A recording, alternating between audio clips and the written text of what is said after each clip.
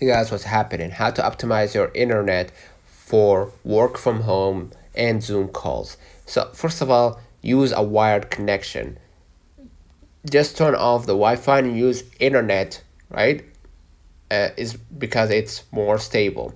Upgrade your plan. Ensure you have enough bandwidth, at least 25 megabytes for HD calls. Optimize your router placement. Keep it central and away from any walls. And you can use also 5G hertz, like for faster and less interference than 2.4 GHz, right? And limit other devices. Okay, make sure that you reduce network congestion by congestion,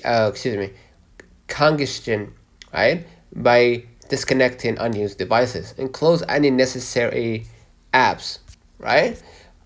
Background apps can consume bandwidth, okay?